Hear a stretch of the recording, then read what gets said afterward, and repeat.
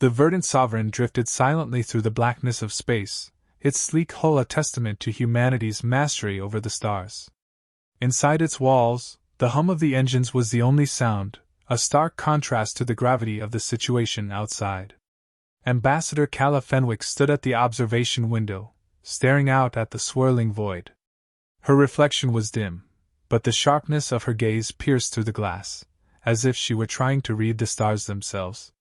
It had been only a few days since the attack on the Terran colony. The news had spread like wildfire through the Commonwealth. Thousands of civilians, their homes reduced to ash, the fires still smoldering in the rubble. A message from the Galactic Empire, a declaration of dominance. No reason, no provocation, just a cold, calculated strike to remind humanity where they stood in the galaxy. Calla's fingers brushed the edge of the table beside her. The cold touch of metal grounded her thoughts. The images of the devastation were still fresh in her mind, families torn apart, the looks of terror in the eyes of children. The Empire had done this without a second thought. They had underestimated what it would mean. Her communicator chimed, a sharp, mechanical tone that broke the silence in the room. She turned and activated the device.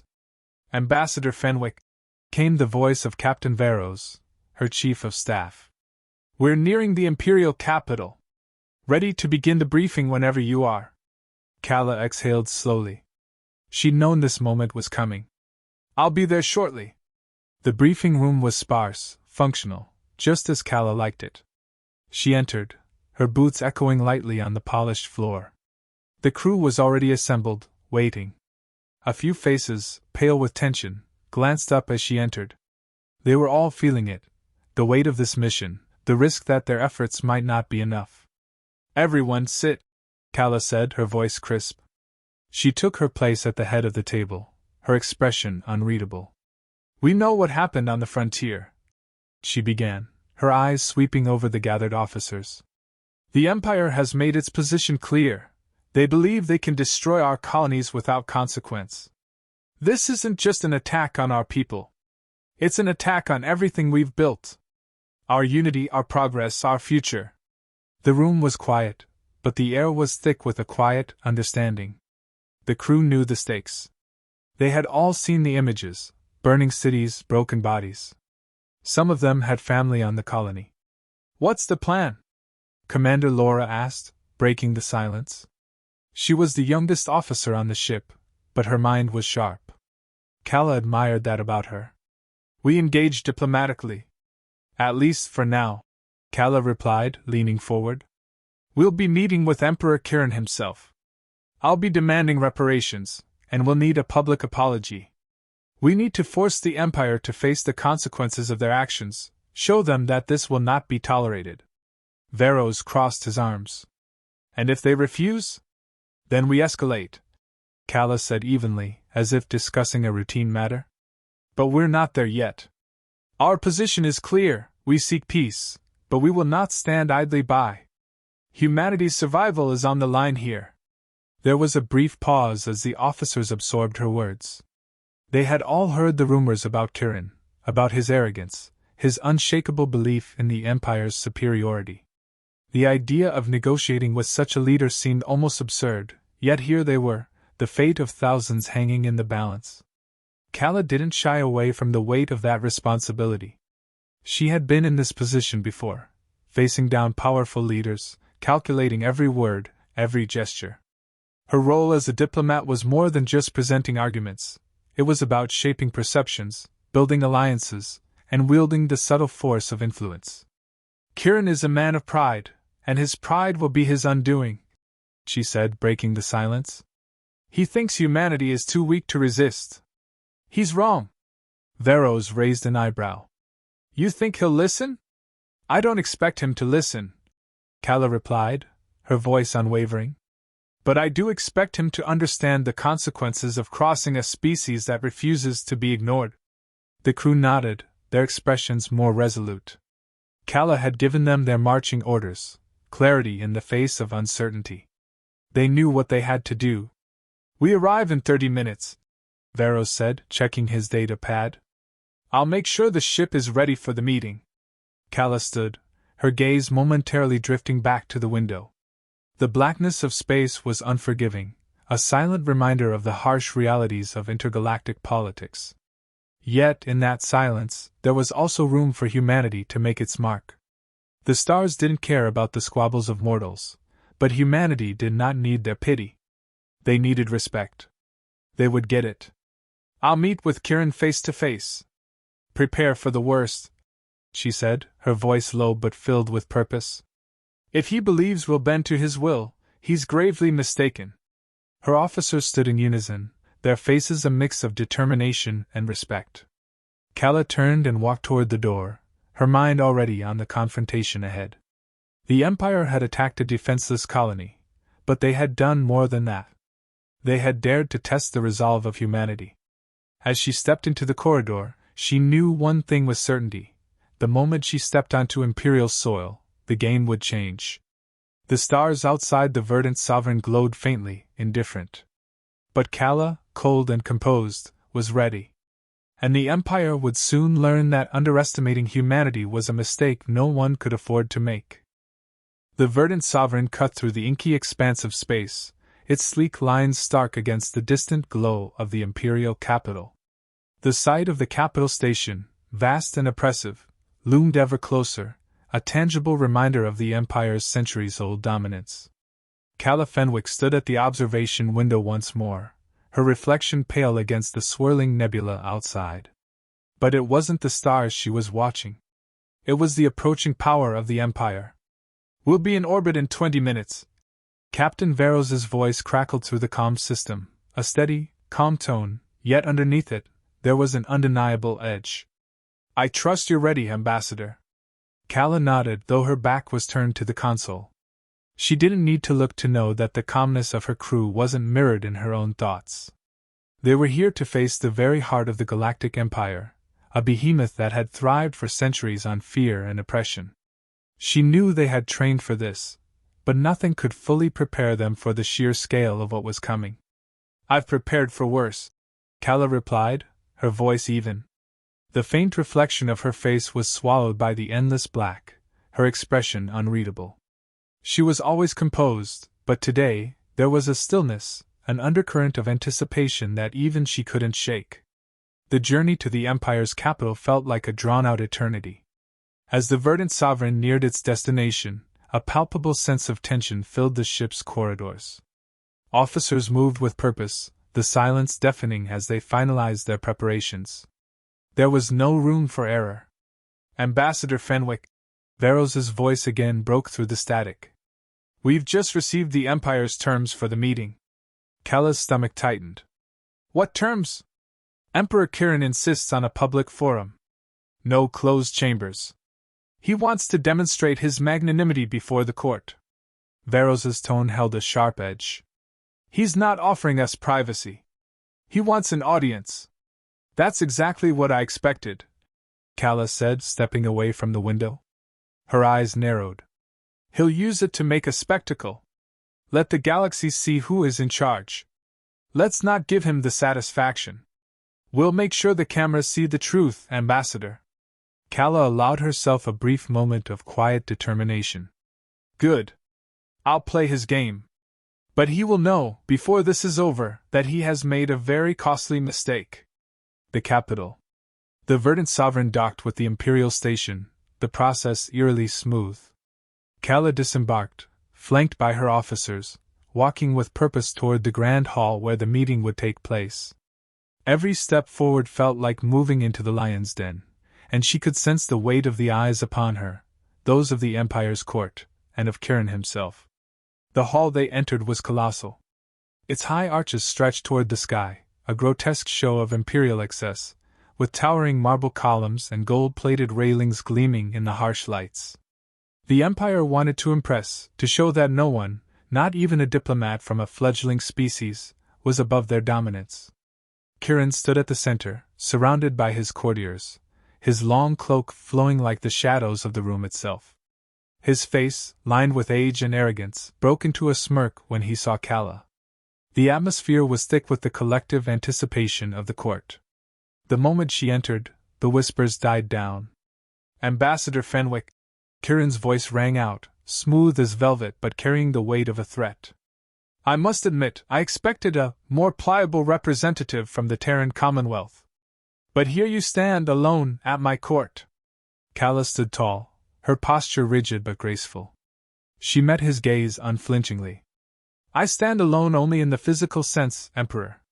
The rest of humanity stands with me. Kirin's smirk faltered ever so slightly, but his pride quickly regained control. He gestured to a large, round table placed beneath an imposing fresco of the Empire's rise. The court's whispers began anew, a low murmur of speculation. Calla ignored them, focusing entirely on Kirin. Please, Ambassador, Kirin continued, his tone patronizing as he sat down. Join me. Let's discuss your people's grievances. Calla moved forward, her every step measured, her mind already racing ahead, calculating every possible angle. This was the first test. Kirin would push, and it was up to her to decide just how far he could go before he realized that humanity had no intention of being his subjects. As she took her seat, the other courtiers leaned forward in anticipation, sensing the tension between the two. Calla leaned slightly forward, her voice low but clear. Emperor, the attack on my people's colony was not just an act of war, it was an act of cruelty. Your forces attacked a defenseless population. Children. Families. Men and women who had no part in your empire's schemes. Kirin's eyes darkened. Your people are not so innocent. They reach too far into the galaxy. They think they can play among giants. I merely reminded them of their place. Calla's gaze never wavered. Your place is not above the law, Kirin. You think you can crush those who oppose you. But your empire has made a grave mistake. Humanity will not cower. There was a flicker of something, perhaps amusement or disbelief, in Kirin's eyes. You threaten me, Ambassador?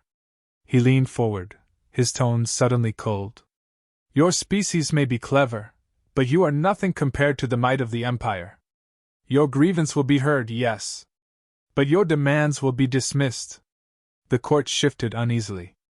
Calla's words were not what they had expected from a diplomat, certainly not one of humanity.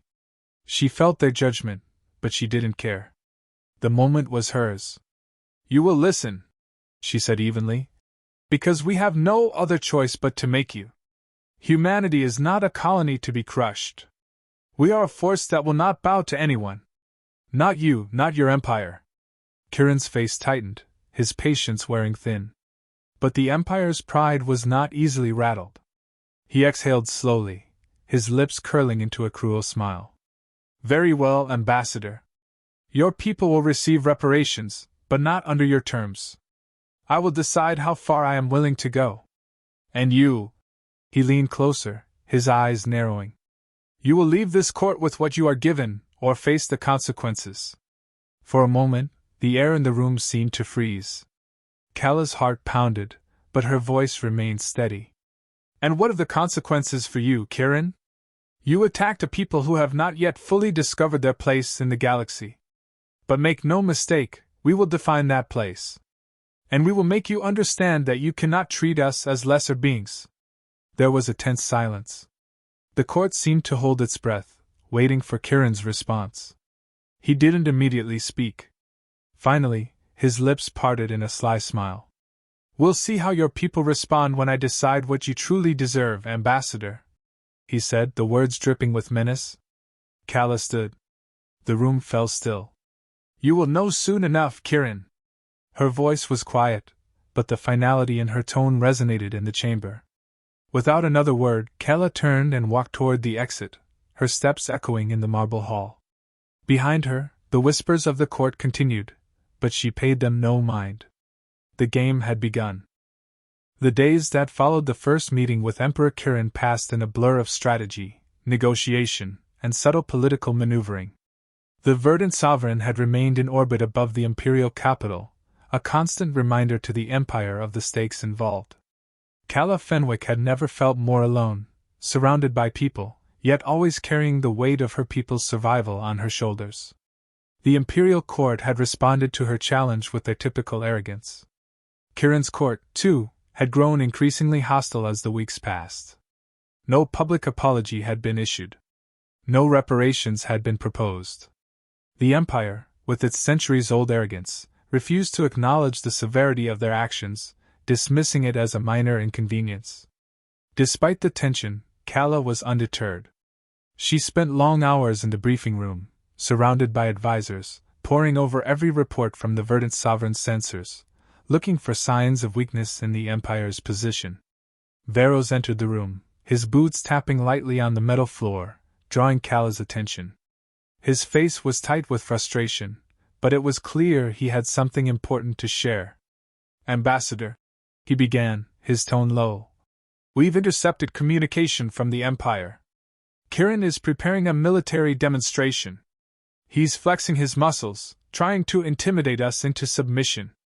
Calla turned her chair to face him, her eyes narrowing. "A military demonstration?" she repeated. She hadn't expected them to go this far. "Is he threatening war?" Varos hesitated, then nodded. "The message was clear. The Empire is stronger than your fragile Commonwealth. Resist, and you will feel the full weight of our power." Calla stood slowly, her fingers pressing against the cold surface of the desk. "He's showing us his teeth, hoping we'll flinch." "Will we?" Varos asked quietly. "Not even for a second." Her voice was steady, unwavering. "We can't show fear. But we can't ignore his posturing either. This demonstration could be a sign that Kirin is preparing for something bigger. He's trying to provoke us." Varos studied her for a moment, then spoke again, this time with a hint of concern. "Are you sure we're ready for whatever comes next? The verdant sovereign and the Commonwealth's fleet may not be enough against the full might of the Empire." Calla met his gaze, her resolve never wavering. "We'll show them that humanity's strength isn't measured in numbers alone. It's in our will to survive, to fight for what's ours." She paused, letting her words sink in. "Keep pushing for more diplomatic leverage. We need to force Kirin to acknowledge that war with the UTC would be catastrophic for the Empire." The court's response. The next few days were a whirlwind. Calla and her team meticulously crafted their response to Kirin's demonstration. They needed to show strength, but also restraint. The situation was precarious, and every move had to be calculated. She had already made her position clear in the first meeting. Now it was time to show the Empire that humanity would not be cowed. The communication was sent directly to Kirin's court, a challenge wrapped in diplomacy. The message, encoded in a manner the Empire would have little choice but to recognize, was a clear statement: humanity would not buckle to threats of violence. It was a warning, not a declaration of war, but a reminder that humanity's survival instinct was unmatched. But the response came quickly. Kirin was growing impatient. He agreed to meet again, though this time, the meeting would take place in the heart of his palace. The court would be present once more, and Calla knew this would be no ordinary negotiation. The meeting in the Imperial Palace. The Imperial Palace was even more imposing than the hall where Calla had first faced Kirin. Towering obsidian columns rose to a vaulted ceiling, and the oppressive atmosphere made it clear that Kirin viewed the meeting as nothing more than a test. This was his domain, his fortress. He was not used to being challenged. But Calla was prepared. She stepped into the grand hall, her heart steady, her eyes sharp. She had come alone this time, no advisors, no entourage, because she knew Kirin would expect her to be isolated. She was here to face him directly, not to hide behind a wall of bureaucracy. Kirin was already seated, his dark eyes gleaming with disdain. His court filled the surrounding space, each face a mixture of boredom and curiosity. Calla took her place across from him at the long, black stone table. "Ambassador," Kirin said, his voice thick with mockery, "I must admit your persistence is impressive. Few would dare to stand before me twice with such conviction." Calla's eyes never wavered. "Conviction is necessary when your people's survival is at stake." The Emperor's lips curled into a smile. "How quaint. You think your fragile species can survive in the galaxy's court? You are like children playing at war." Calla allowed herself a tight smile. If we are children, Emperor, then you are an old man afraid of the future. The room went still. Kirin's expression darkened, but his pride prevented him from reacting immediately. He leaned forward, his voice soft and dangerous. You mistake boldness for wisdom, Ambassador. Your species is not a player in this galaxy. You have no idea what you are provoking. Kala's voice was a knife edge. You think I don't know what I'm provoking? I'm provoking the truth, Kirin. You and your empire's arrogance. You believe you can crush humanity, but I'll remind you of one simple fact. Humanity doesn't surrender. Not to tyranny. Not to threats. Not to anyone. There was a beat of silence, and then, a chuckle from the Emperor. You speak of your strength, Ambassador. But I don't see it. You are a species with no history of galactic dominance. You are a spark in the dark. And yet, Kala replied, leaning forward, her voice gaining strength. That spark has started a fire. A fire that will consume anyone who dares to underestimate it. Kirin's eyes flickered with something close to unease, but he quickly regained his composure. Perhaps, Ambassador. But your fire will be extinguished before it can spread. The Empire's might cannot be matched. Kala met his gaze unflinchingly. Then show me, she said, her voice calm. Show me the might of the Empire. A tense silence stretched between them. Kala knew what this meeting was really about. Kirin wanted her to break, to show even the slightest hint of fear. But she would not give him that satisfaction. She was not here to beg. She was here to make the Empire understand that humanity would not back down. Kirin finally spoke, his voice low and menacing. You will learn, Ambassador, that the Empire does not bend. And neither do I. But I am willing to give you a choice. You can return to your colonies and accept the reality of your position, or you can force me to make an example of you. Kala took a breath, her posture unwavering. Make your example, Kirin. But know this, whatever happens next, the galaxy will remember it. The Emperor's face tightened, his patience worn thin. You have chosen, Ambassador. I will make sure of it. With that, the meeting ended, and Kala turned, leaving the hall with her head held high. The stakes had never been clearer. Kirin had shown his hand. The Empire was prepared to break them, but Kala knew the fight was far from over. Humanity would stand firm, no matter what came next. The Imperial Palace loomed like a dark monolith, its stone walls unyielding and imposing. Inside, the air was thick with anticipation. Kala Fenwick stood alone in the cold, vast chamber, the full weight of her mission pressing against her shoulders. This was it, the final meeting. The moment when words would no longer be enough, and her actions would have to speak louder than anything she could say. As the doors of the chamber slid open, Kala stepped forward, her boots clicking softly against the marble floor. The court was already gathered, a sea of faces watching her every move, their expressions ranging from curiosity to disdain. At the center of it all, Emperor Kirin sat on his elevated throne, his gaze fixed upon her with the quiet intensity of a predator.